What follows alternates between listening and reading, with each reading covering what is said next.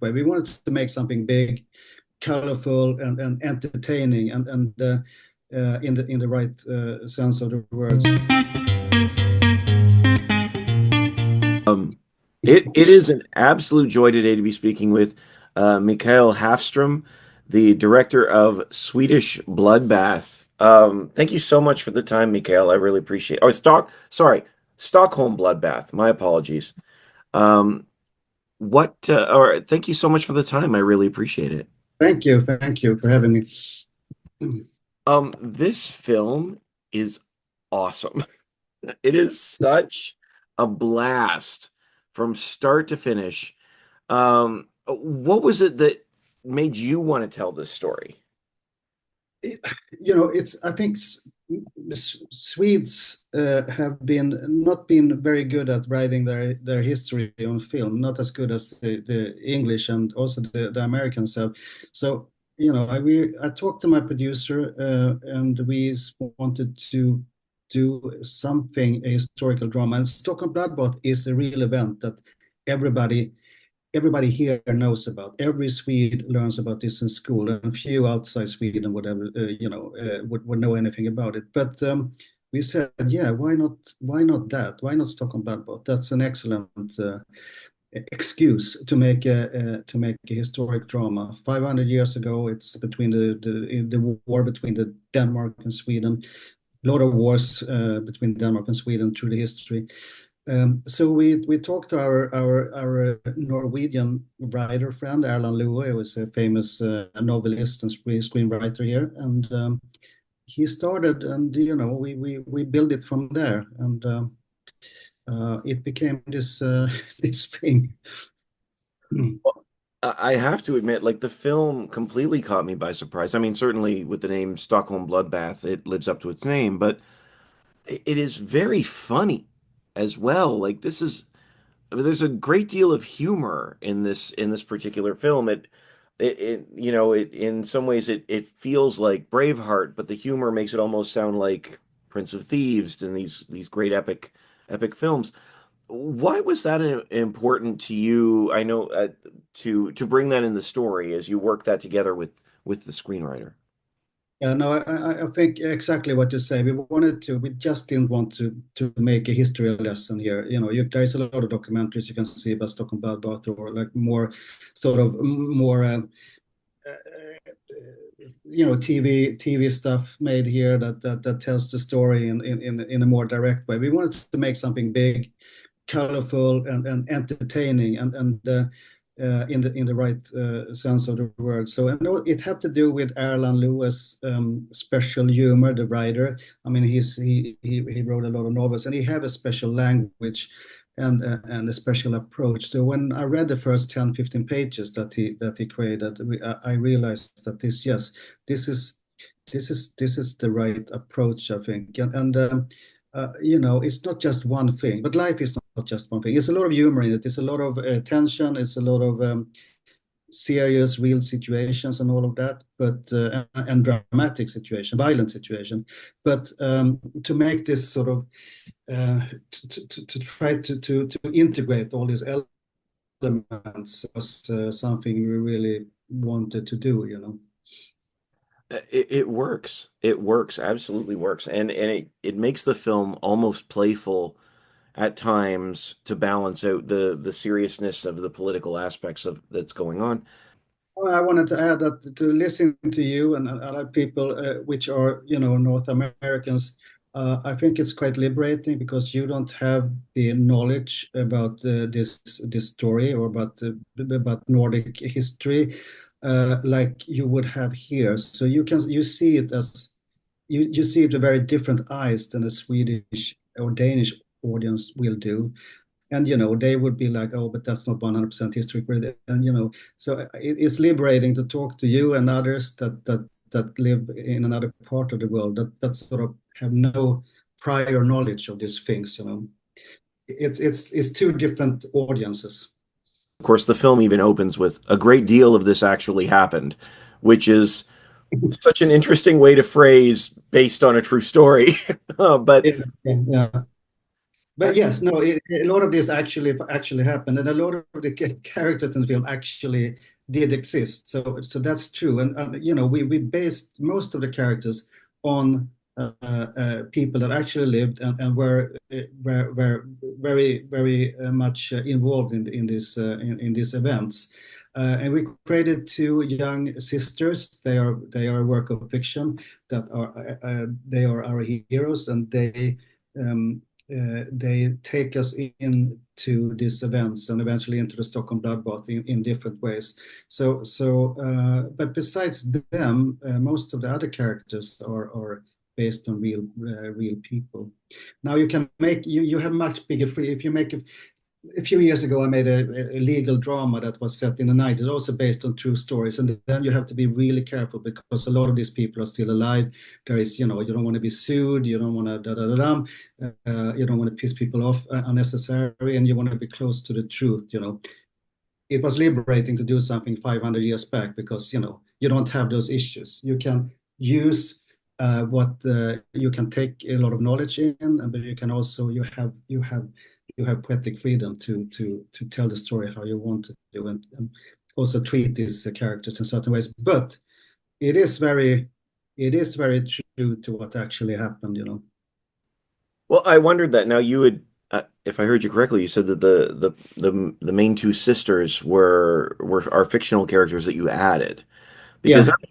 there's a very strong feminine voice within this film, which I thought was very interesting, and I wondered about that, about these strong women that may have been forgotten by history, and why that was so important. Yeah, no, it was, and we really wanted to make a film with you know all the men in this film are very sort of quite hopeless people, as they were, and we have our two heroes, our two young women, and we also have Kristina Gyllenstierna, who was the head of state in Sweden when her husband died on the battlefield. She became head of state, and she had to deal with all these things. She had to deal with the Danish king, and exactly as then she was a very strong woman, had a lot of kids, was her husband just died, and she had to sort of confront the whole situation.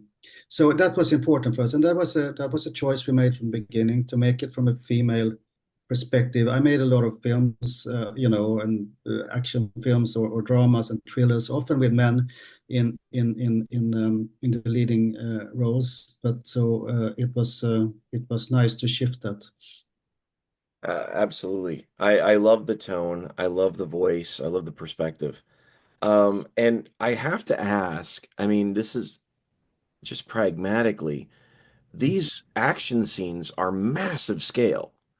They look gorgeous, but I was wondering, were they a challenge to shoot? I mean, I imagine that of course there's special effects and all of these things, but their appearance is just these wide scale, massive battle scenes. Yeah, no, again, yeah, thank you for pointing that out. Obviously, we don't have the budget of a Napoleon or something like that. On the contrary, you know, we had to really use our money right. So a lot of it is practical, and a lot of it is thanks to you know great stunt coordinators in Hungary where we shot the film and tons of lots of rehearsals and just hard work from these people and you know a great collaboration between them, us, my DP, and so on and so on to make it work because we didn't have much money. Things had to work uh, on the day. We couldn't like say let's do another week. We didn't have the time or the money for that. So I'm really happy how that came out, and it didn't just come out.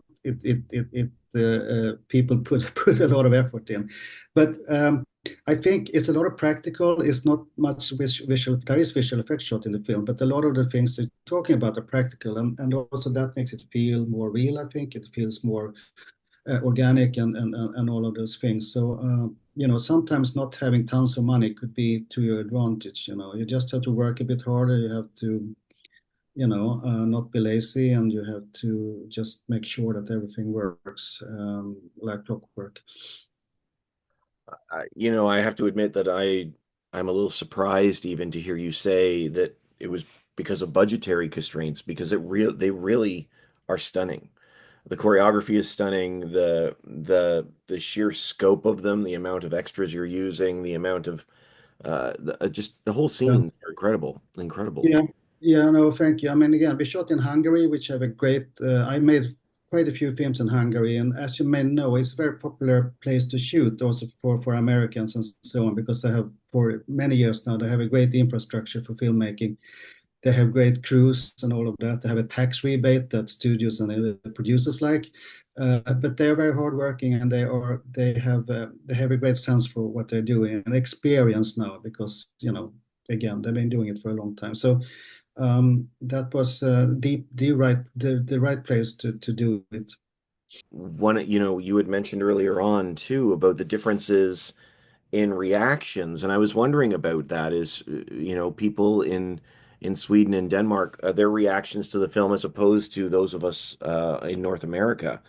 Oh, you're right, we don't have the history, but how have the reactions differed in your mind?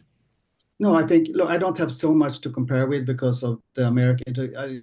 I showed the film for some people in Los Angeles at my agency a few months ago, and for Americans, and I just could sense that they were so like I feel with you, they were very engaged and they talked about these things, the scope of it, and the humor and all of that. I think in here, I think they are more like, yeah, but that's not exactly what happened. Why they're talking English? That's strange, and that's not exactly historical accurate. You can not everybody, obviously. People here also liked it, but you could get a lot of that, and nitpicking stuff that you wouldn't get in the same way in for, an audience from another country or from you guys. So it's always liberating to take your film out in the world because it's different eyes, different experiences. But you see a movie,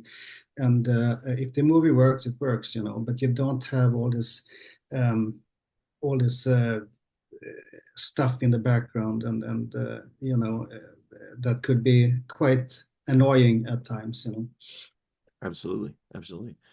I know we're running out of time, and I really do appreciate the chance to speak with you, but what do you hope Sure. people take away from their time with Stockholm Bloodbath?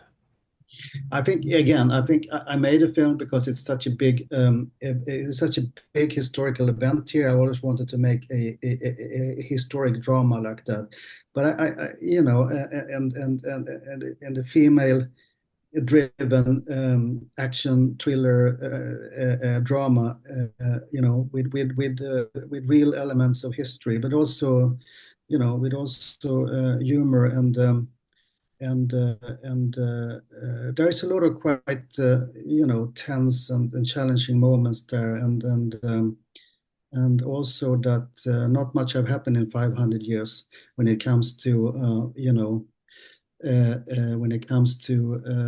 the situation between countries. I mean, we have not very far from here. We still have regional wars, just like the Swedes and Danes had in that time, and we don't have to travel very far to see that in our time. So, it is a reminder that history have a tendency to repeat itself for sure. I very much appreciate that, and I appreciate your time. Thank you so much, Mikael. I appreciate it. Have a great day. You too, and thanks for your questions. I really appreciate your approach to this. Thank you so much. Thank See you. you next. Mm.